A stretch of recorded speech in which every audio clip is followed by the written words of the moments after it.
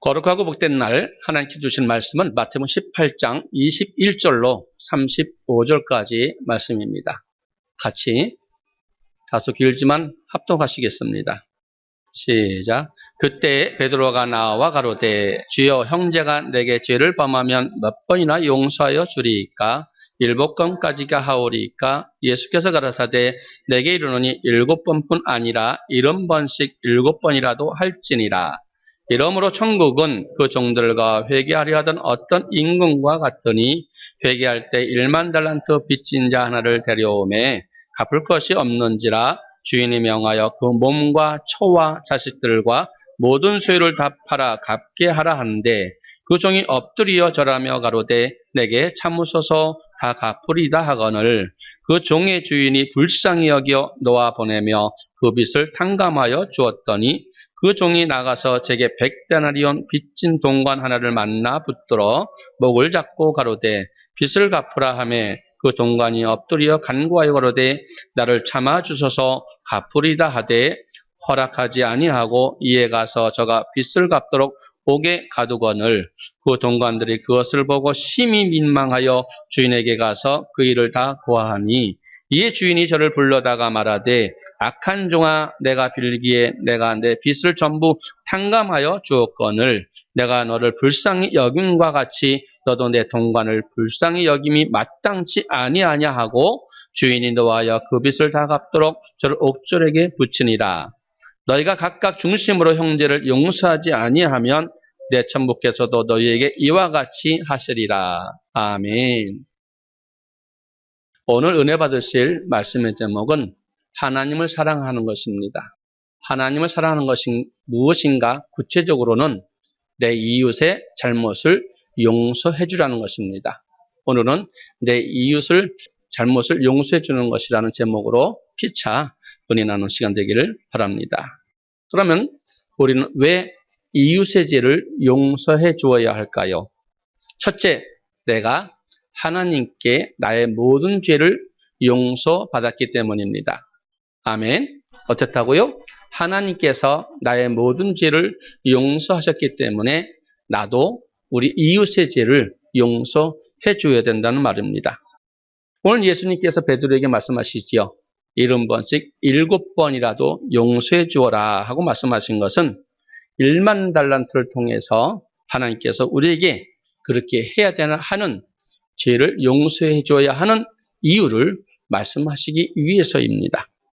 마태복음 18장 23절로 27절까지 말씀을 보시겠습니다. 이러므로 천국은 그 종들과 회개하던 어떤 임금과 같더니 회개할 때 1만 달란트 빚진 자 하나를 데려오매 갚을 것이 없는지라. 주인이 명하여 그 몸과 처와 자식들과 모든 소유를 다 팔아 갚게 하라 하는데 그 종이 엎드려 절하며 가로되 내게 참으소서 다 갚으리다 하거늘 그 종의 주인이 불쌍히 여겨 놓아 보내며 그 빚을 탕감하여 주었더니. 아멘. 주인에게는 1만 달란트 빚진 자가 있었습니다. 1만 달란트를 우리가 오늘날의 우리나라의 화폐로 생각한다면 그 화폐가 얼마나 될까요? 여러분, 한 달란트는 6,000데나리온입니다. 한 데나리온은 한 사람의 장성한 하루의 품삯이 한 데나리온입니다. 우리나라 돈으로 하루 품삯을 따지다 보면 10만 원이 넘지만 10만 원으로 환산해 본다면 거의 1만 달란트는 6조 원에 달하는 돈입니다. 6조 원이 너무 넘었지 작은 돈은 아닙니다.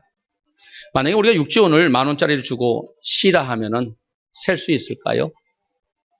평생 해도 6조 원 셀 수 없는 돈인 줄 믿습니다. 그런데 하나님께서는 이 1만 달란트 빚진 자가 회개하고 갚을 때가 되었지만 갚지 못하는 것을 보고 주인이 잡아오라고 말을 합니다. 근데 잡아와서는 그가 내 처자와 내 모든 걸 팔아서라도 갚을지니 조금만 참아달라고 말을 하지만 주인은 불쌍해 주시고 그 빚을 탕감해 주는 장면입니다. 그 빚을 탕감해 주는 은혜를 베풀어 주셨다는 것이지요. 그런데 자신의 힘으로 도저히 갚을 수 없는 1만 달란트의 돈을 탕감받았음에도 불구하고 자기에게 100데나리온을 빚진 친구를 만나서 용서하지 못하고 그를 다시 옥에 가둔 것을 볼 수 있습니다. 18장 28절로 30절의 말씀을 보시겠습니다. 그 종이 나가서 제게 100데나리온 빚진 동관 하나를 만나 붙들어 목을 잡고 가로되 빚을 갚으라 하매 그 동관이 엎드려 간구하여 가로되 나를 참아 주소서 갚으리다 하되 허락하지 아니하고 이에 가서 저를 빚을 갚도록 옥에 가는거늘. 아멘. 빚을 탕감받고 나가서 동관 하나를 만나서 그 종을 붙잡고 말을 하지요. 너가 빚진 것 100데나리온을 갚으라고 목을 잡고 가로되 갚을 것이 없을 때 그 동관을 잡아서 옥에 가둔 것을 보고 있습니다. 그러면 우리가 1만 달란트를 본 것 같이 100데나리온의 돈은 우리나라 돈으로 어느 정도나 되겠습니까? 우리가 오늘날 우리나라의 돈으로 환산해 보면은 100데나리온은 1000만 원에 가까운 돈입니다. 이 종은 주인으로부터 1만 달란트, 6조 원의 돈을 탕감받았습니다. 그런데 그 친구 동관으로부터 빚진 것은 이 100데나리온, 1000만 원에 가까운 돈이었습니다. 이 1000만 원을 갚지 못한다고 그 동관을 잡아서 목을 잡고 옥에 가둔 것을 우리는 볼 수 있지요. 그러자 이 사실을 알게 된 주인이 그 동관을 다시 불러서 다시 얘기를 하는 장면이 18장 31절로 33절까지의 말씀입니다. 그 동관들이 그것을 보고 심히 민망하여 주인에게 가서 그 일을 다 고하니 이에 주인이 저를 불러다가 말하되 악한 종아 내가 빌기에 내게 빚을 전부 탕감하여 주었거늘 내가 널 불쌍히 여김과 같이 너도 내 동관을 불쌍히 여김이 마땅치 아니하냐 하고. 아멘. 주인은 1만 달란트 빚진 자를 불쌍히 여기어서 그 모든 빚을 탕감하여 주었습니다. 그렇다면 너도 1만 달란트 빚진 걸 탕감받은 것 같이 내 동관, 내 친구에게 100데나리온 빚진 것을 탕감해 주는 것이 마땅치 아니하냐 하고, 다시 말해서 내 처와 내 처자와 내 모든 소유를 다 팔아 평생 갚아도 갚지 못할 1만 달란트 6조 원을 네가 탕감받았으니 너도 100데나리온 빚진 친구를 탕감하여 주는 것이 마땅치 아니하냐, 그것이 당연한 거 아니냐 하고 말하는 것입니다. 이 비유에서 1만 달란트와 100데나리온을 우리에게 비유를 주신 그 말씀의 이유가 무엇일까요? 그럼 1만 달란트 비유는 우리에게 무엇을 의미하는지 말씀을 보시겠습니다. 로마서 5장 12절에 하나님께서는 이렇게 말씀하십니다. 로마서 5장 12절의 말씀을 보시겠습니다. 이러므로 한 사람으로 말미암아 죄가 세상에 들어오고 죄로 말미암아 사망이 왔나니 이와 같이 모든 사람이 죄를 지었으므로 사망이 모든 사람에게 이르렀느니라. 아멘. 로마서 3장 23절의 말씀도 보시겠습니다. 모든 사람이 죄를 범하였음에 하나님의 영광에 이르지 못하더니. 아멘. 최초의 사람 아담입니다. 아담이 하나님의 법을 어겨 불순종함으로 인해 죄가 세상에 들어오고 그 죄로 인해서 모든 사람의 죄의 본성을 가지고 태어나서 죄를 지을 수밖에 없는 삶을 살게 되었습니다. 그리고 그 지은 죄는 사망의 싹이라고 말합니다. 죄의 싹은 사망이라고 말하고 있다는 것이죠. 계속해서 로마서 6장 23절의 말씀을 같이 보시겠습니다. 죄의 싹은 사망이요 하나님의 은사는 그리스도 예수 우리 주 안에 있는 영생이니라. 아멘.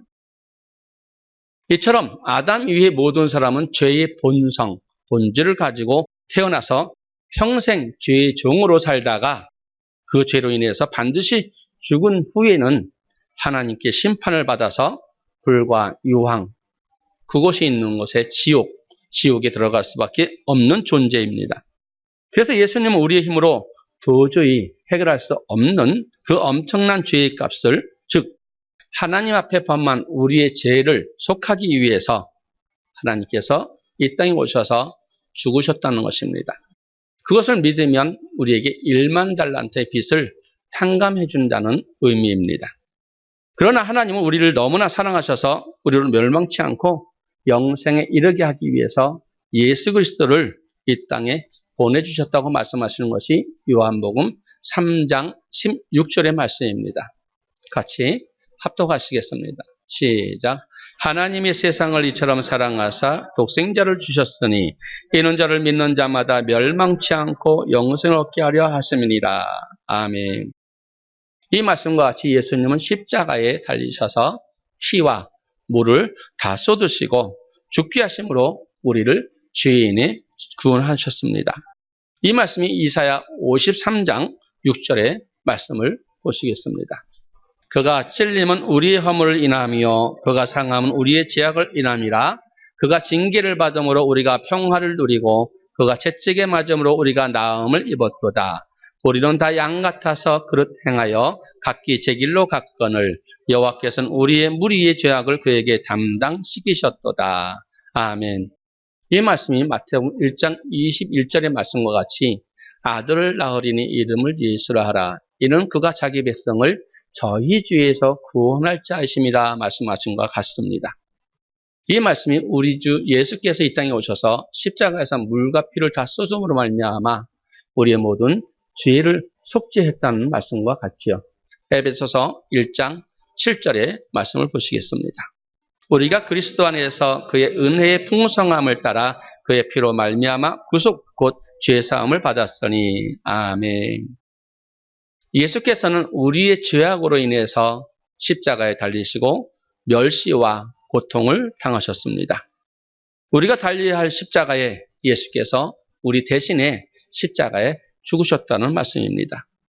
우리 힘으로는 도저히 해결할 수 없는 하나님 앞에 범한 우리의 죄, 곧 1만 달란트에 해당하는 빚, 그 죄의 값을 예수께서 우리를 대신해서 십자가에 죽으셨다는 말입니다.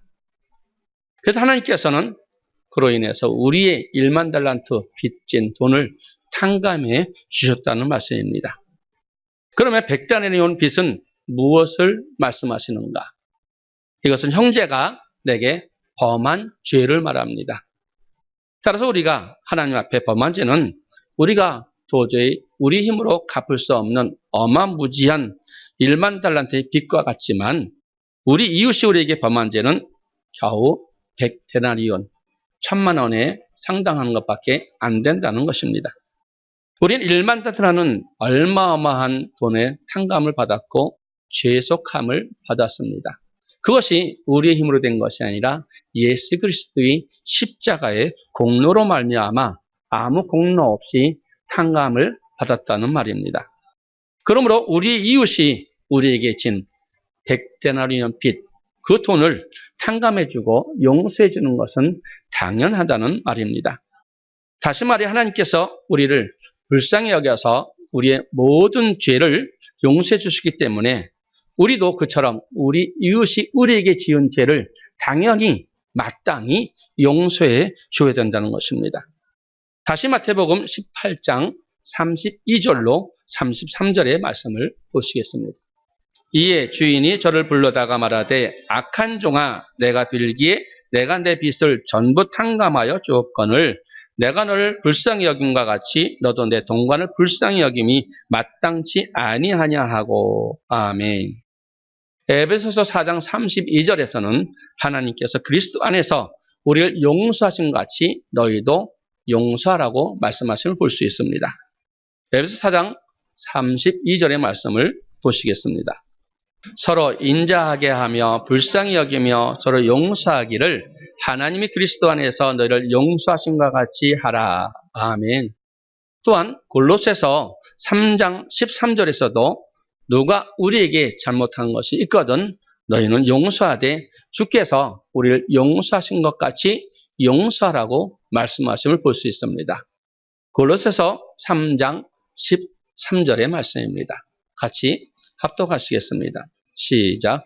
누가 네게 혐의가 있거든 서로 용납하여 피차 용서하되 주께서 너희를 용서하신 것 같이 너희도 그리하고 아멘. 이처럼 우리가 형제의 죄를 용서해야 되는 이유는 내가 하나님으로부터 아무 조건 없이 용서를 받았기 때문입니다. 거듭 말씀드리지만 하나님께서 사랑하는 예수 그리스도를 십자가에 내어주심으로 말미암아 우리가 죄를 용서받았기에 우리도 우리에게 이웃이 지은 죄를 당연히 마땅히 용서해 주는 것이 하나님의 뜻이다 라고 말씀합니다. 바꿔 말해 우리가 먼저 하나님께 용서받은 사랑의 빚을 졌음으로 말미암아 우리가 이웃의 죄를 용서함으로 그들이 우리에게 사랑의 빚을 지게 해야 된다는 말입니다. 살다 보면은 너무나 아프고 큰 고통을 당할 수 있습니다. 또 그로 인해서 우리는 도저히 용서할 수 없는 상황에도 이를 때가 있습니다. 참으로 용서하고 사랑하기가 어려울 때가 많이 있다는 말입니다. 그럴 때에는 우리가 1만 달란트 빚에 달하는 우리의 죄를 대속하기 위해서 독생자 예수 그리스도를 이 땅에 보내주신 하나님을 생각해 본다면은 예수 그리스도의 보혈로 우리가 용서함을 받았다는 것을 생각한다면은 우리는 우리 이웃이 우리에게 지은 어떤 죄라도 용서할 수 있는 믿음이 생길 것입니다. 계속해서 우리가 이웃의 죄를 용서해야 되는 이유에 대해서 설명하겠습니다. 내가 이웃의 죄를 용서하지 아니하면 하나님께서도 내 죄를 용서하지 않기 때문입니다. 그래서 우리도 우리 이웃이 우리에게 범한 죄를 반드시 용서해야 된다는 것입니다. 1만 달란트 빚진 종이 자기에게 100데나리온 빚진 자를 용서해 주지 않았을 때 하나님께서 어떻게 하셨는지 우리는 성경을 보시겠습니다. 마태복음 18장 32절로 34절의 말씀이지요. 이에 주인이 저를 불러다가 말하되 악한 종아 내가 빌리기에 내가 내 빚을 전부 탕감하여 주었거늘 내가 너를 불쌍히 여김과 같이 너도 내 동관을 불쌍히 여김이 마땅치 아니하냐 하고 주인이 노하여 그 빚을 다 갚도록 저를 옥졸들에게 붙이니라. 아멘. 주인은 1만 달란트 빚진 것을 다 탕감해 준 것에도 불구하고 그 은혜를 입었음에도 겨우 100데나리온 빚진 친구를 불쌍히 여기지 않고 악한 일을 행한 그 동관에게 그 주인은 무지 진노하였습니다. 그리고 탕감해 주었던 1만 달란트 빚을 다 갚도록 그를 다시 옥에 가두는 것을 볼 수 있습니다. 이는 무엇을 뜻합니까? 이어진 예수님 말씀을 통해서 그 뜻을 우리는 이해할 수 있을 것입니다. 같은 18장 35절의 말씀입니다. 너희가 각각 중심으로 형제를 용서하지 아니하면 내 천부께서도 너희에게 이와 같이 하시리라. 아멘. 우리가 각각 마음의 중심으로 형제가 우리에게 지은 죄를 용서해 주지 않으면 하나님께서 우리의 죄를 용서해 주지 않는다는 말씀입니다. 즉 1만 달란트의 빚을 탕감받은 자가 100데나리온 빚진 자의 빚을 탕감해 주지 않을 때에 주인이 탕감해 주었던 1만 달란트의 빚을 다시 갚도록 비록 우리가 하나님께 이전의 모든 죄를 용서받았다 할지라도 우리가 형제의 잘못을 용서해 주지 않으면 하나님께서도 이전에 용서해 주셨던 모든 죄를 다시 기억해 내시겠다는 말씀입니다. 이와 같은 말씀이 마태복음 6장 14절과 15절에 있습니다. 너희가 사람의 과실을 용서하면 너희 천부께서도 너희 과실을 용서하시려니와 너희가 사람의 과실을 용서하지 아니하면 너희 아버지께서도 너희 과실을 용서하지 아니하시리라. 아멘. 우리가 우리 이웃의 다른 사람의 죄를 용서하면 하나님께서도 우리의 죄를 용서하여 주시지만 우리가 다른 사람의 잘못을 용서하여 주시지 아니하면 또한 하나님께서도 우리의 잘못을 용서해 주시 않는다는 말씀입니다. 이는 참으로 무서운 말씀인 것입니다. 하나님께서 이전에 용서해 주었던 우리의 모든 죄를 다 끄집어내 기억하시고 어떤 잘못도 용서해 주시지 않겠다는 말씀입니다. 과연 우리는 어떻게 될까요? 죄를 용서받지 못한 죄인이 가는 영원한 불못, 곧 지옥에 들어갈 수밖에 없을 것입니다. 그러므로 우리가 하나님께 용서받기 위해서 바꿔 말해서 구더기도 죽지 아니하고 불로 소금치듯 하는 지옥에 들어가지 않기 위해서는 이웃의 죄를 반드시 마땅히 용서해 주어야 한다는 말입니다. 한번 생각해 보십시오. 조금 힘들고 어렵고 힘들지라도 죄를 용서해 주시면 우리는 지옥에 가지 않습니다. 영원한 심판을 받지 않습니다. 아니면 용서받고 사랑하기 싫고 힘들게 하여서 이웃을 용서해 주지 않는다면 우리는 반드시 영원히 죽지 않는 지옥불에 들어갈 수밖에 없을 것입니다. 그럼 어떤 것이 낫겠습니까? 우리 이웃의 죄를 용서해주고 천국 가는 게 낫겠습니까? 용서해주지 않고 지옥불에 들어가는 것이 낫겠습니까? 그래서 예수님께서는 제자들에게 다음과 같이 기도하라고 말씀하시는 내용이 있습니다. 마태복음 6장 12절의 말씀입니다. 우리가 우리에게 죄 지은 자를 사하여 준 것 같이 우리 죄를 사하여 주옵시고. 아멘. 이처럼 우리가 우리에게 죄 지은 자를 먼저 용서해 줄 때 하나님께서 우리의 죄를 용서해 주신다는 말씀입니다. 어떤 경우라도 이웃의 죄를 중심으로 우리는 용서해 주어야 합니다. 그리고 이웃의 죄를 용서해야 하는 또 다른 이유가 있습니다. 이웃의 죄를 용서하지 않으면 우리가 하나님께 드리는 기도가 응답되지 않기 때문입니다. 어떻다고요? 우리가 하나님께 드리는 기도가 응답되지 않는다고 말합니다. 앞서 살펴보았듯이 이웃의 죄를 용서하지 않으면 하나님께서 우리의 죄를 용서하지 않으십니다. 이런 경우 하나님께 용서받지 못한 우리 죄는 하나님과 우리 사이를 내어서 그 죄가 담이 되었다고 말을 합니다. 이사야서 59장 1절과 2절의 말씀을 보시겠습니다. 여호와의 손이 짧아 구원치 못하심도 아니요 귀가 둔하여 듣지 못하심도 아니라 오직 너희 죄악이 너희와 너희 하나님 사이를 내었고 너희 죄가 그 얼굴을 가리워서 너희를 듣지 않으시게 함이니. 아멘. 여러분, 우리가 문제가 있어 아무리 크게 부르짖고 금식한다 하지라도 하나님께서 우리의 죄가 하나님의 얼굴을 가리워서 담장이 되므로 하나님께서 우리의 기도를 듣지 아니한다는 말씀입니다. 이 때문에 그 어떤 기도의 응답도 받을 수가 없게 된다는 말씀이지요. 그래서 마가복음 11장 25절에서는 다음과 같이 말씀하심을 볼 수 있습니다. 서서 기도할 때 아무에게나 혐의가 있거든 용서하라. 그리하여야 하늘에 계신 너희 아버지도 너희 허물을 사하여 주시리라 하셨더라. 아멘. 너희가 서서 기도할 때 아무에게 혐의가 있거든 용서해 주라고 말합니다. 왜냐하면 먼저 나에게 잘못한 사람의 죄를 용서해 줄 때에 하나님께서도 나의 허물을 용서해 주시고 하나님께서 용서함을 받음으로 하나님과 나 사이에 막힌 담이 없어질 때 비로소 하나님께서 우리의 기도를 들어주시기 때문입니다. 그러므로 기도에 응답받기 위해서는 기도하기에 앞서 이웃의 죄를 먼저 용서해야 준다는 말입니다. 지금 여러분에게 간절한 기도의 소원이 있습니까? 기도의 제목이 있습니까?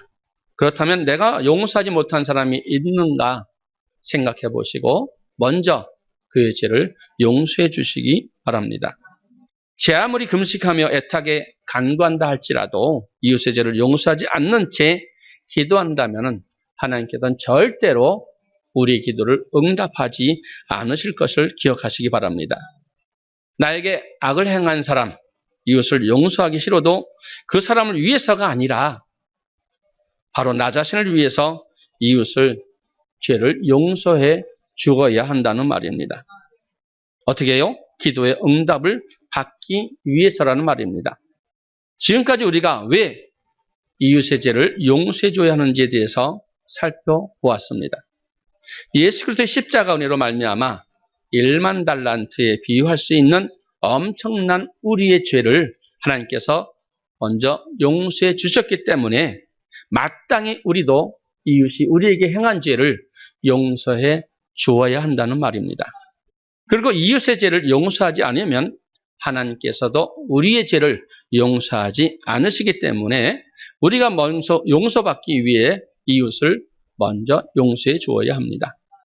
또한 이웃을 용서하지 않을 때 하나님께서는 우리의 기도를 응답해 주시 않는다고 말씀하시므로 기도의 응답을 받기 위해서는 반드시 먼저 우리가 이웃의 죄를 용서해 주어야 합니다. 따라서 이웃의 죄를 용서하는 것은 이웃을 사랑하고 하나님을 사랑하는 것은 동시에 결국 자기를 위한 일인 줄 믿습니다. 이 때문에 이웃이 우리에게 어떤 악을 행했을지라도 반드시 그 죄를 용서해 주어야 합니다. 그러나 실상은 그 죄를 용서해 주기가 어렵지요. 하나님의 말씀을 들어 이웃의 죄를 용서해 주어야 한다는 사실을 잘 알고 있지만 실질적으로 내게 상처를 주고 아픔을 준 그 사람을 용서한다는 것은 결코 쉬운 일은 아닐 것입니다. 그러면 우리는 어떻게 해야 할까요? 어떻게 하면 이웃의 죄를 용서해 줄 수 있을까요? 유명한 성공 다윗을 볼 수 있습니다. 다윗의 아들 압살롬이 반역으로 다윗이 예루살렘을 떠나 도피를 하는 과정에 시므이라는 자를 만나게 됩니다. 이 내용이 사무엘하 16장 7절과 8절의 내용이지요. 시므이가 저주하는 가운데 이와 같이 말하니라. 피를 흘린 자여 비루한 자여 가거라 가거라. 사울의 족속의 모든 피를 여호와께서 내게로 돌리셨도다. 그 대신에 내가 왕이 되었으나 여호와께서 나라를 내 아들 압살롬의 손에 붙이셨도다. 보라 너는 피를 흘린 자인 고로 화를 자취하였느니라. 아멘.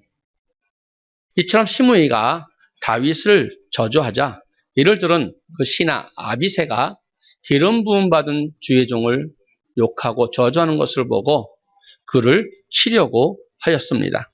그러나 다윗은 그를 만류하였는데 그 이유가 무엇인지 계속해서 사무엘 16장 10절로 12절의 말씀입니다. 왕이 가로되 수리아의 아들들아 내가 너희와 무슨 상관이 있느냐 저가 저주하는 것은 여호와께서 저에게 다윗을 저주하라 하심이니 내가 어찌 그리하였느냐 할 자가 누구겠느냐 하고 또 아비새와 모든 신복에게 이르되 내 몸에서 난 아들도 내 생명을 해하려 하거든 하물며 이 베냐민 사람이랴 여호와께서 저에게 명하신 것이니 저로 저주하게 버려두라. 혹시 여호와께서 나의 원통함을 감찰하시리니 오늘날 그 저주 가닥에 서로 내게 갚아주시다 하고. 아멘. 다윗은 여호와께서 자신을 저주하라고 시므이에게 명한 것인 줄 믿고 자신을 저주하라는 것으로 여겼습니다. 그리고 다윗은 혹시 여호와께서 자신의 원통함을 감찰하시고 시므이의 저주 가닥에 자신에게 선으로 베풀어 주실 것이라고 기대하고 있었습니다. 이처럼 다윗은 시므이의 저주를 인간적으로 눈을 바라보지 않고 하나님의 눈으로 바라보았습니다. 시므이의 저주도 하나님께서 하게 하신 일이라 여기고 하나님께서 왜 자신에게 이 같은 일을 행하셨는지 하나님의 섭리와 뜻을 바라보았다는 말입니다. 이 때문에 다윗은 시므이를 욕하지도 죽이지도 않고 오히려 그를 용서할 수 있었던 것입니다. 그리고 여호와께서 선으로 갚아주리라는 그의 믿음대로 다윗은 다시 예루살렘 성으로 복귀한 것을 볼 수 있습니다. 여러분 이뿐 아니라 창세기에 나오는 요셉도 마찬가지입니다. 요셉은 형들의 시기로 17세에 애굽으로 팔려가 종이 되었습니다. 17년 동안 타향살이를 하게 되었다는 말입니다. 그러나 하나님의 은혜로 애굽의 국무총리가 되었고 가뭄으로 어려움에 처한 야곱과 그의 식솔들 모두가 국무총리가 된 그 덕으로 그들이 생명을 보존할 수 있게 되었습니다. 그 후 야곱이 죽게 되자 요셉의 형들은 과거에 자신이 요셉에게 행한 모든 잘못으로 인해 요셉이 자신을 미워해서 죽일까 봐 악으로 갚지 않을까 두려워하였습니다. 이런 그들에게 요셉은 어떻게 형들에게 말을 하는지 보시겠습니다. 창세기 50장 19절로 21절의 말씀입니다.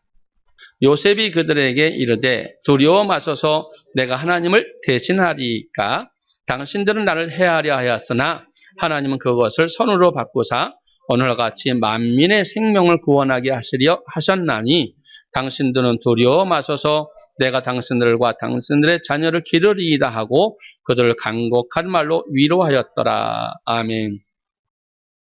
형들이 자신을 애굽에 판 것은 오늘과 같이 자신을 통해서 많은 생명을 구원하기 위해서 하신 하나님의 일이라니 너희가 두려워 말라고 위로하였습니다. 인간적으로 생각하면 자신을 판 형들을 충분히 미워하고 원망하고 죽일 수도 있었을 것이지만 요셉은 결코 그런 일을 행하지 않고 원망하지 않았습니다.